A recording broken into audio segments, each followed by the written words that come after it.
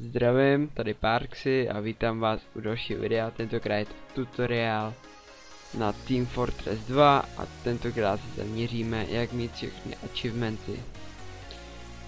Je to jednoduchý, asi už to spousta z vás ví, ale je to takový ne cheat, ale takový program, co je to, když to takhle otevřu, tak to vypadá nějak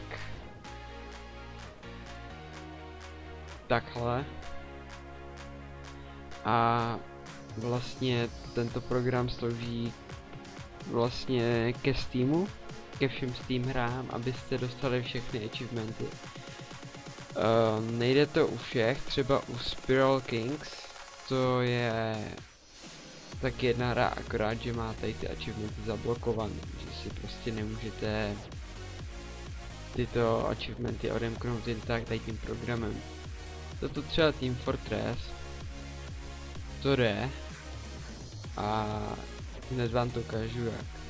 Tak třeba řekněme, že máte třeba tady ty achievementy a chcete mít další a nejen ty achievementy, ale taky k ním dostanete prostě věci a no věci prostě, jako jsou třeba nějaký klobouky nebo zbraně.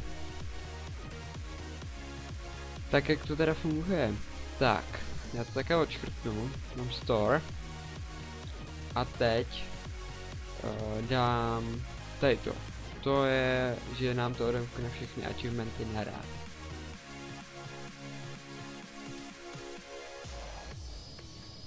Tohle.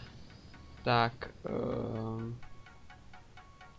tady to máme a teď dáme store. A teď tady nám to všechno bude nabíhat. Ale nezapomeňte, musíte mít vypnutý Team Fortress. Jako šlo by vám to, ale risknout to asi jen tak. No prostě lepší je mít vypnutý Team Fortress. No a takhle to funguje. Teď vám povím, kde to stáhnout.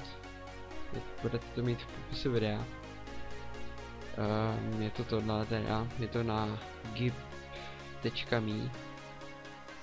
Stavuje se to tady. Je to download achievement. To si stáhnete, kliknete na to, ono už vám to tady dá. Zkusím stáhnout. Tady dáte I read the warning and still want to download. A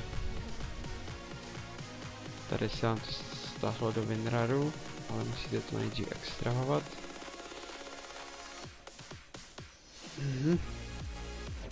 A takhle vlastně jsem si to přeextrahoval a máte to všechno.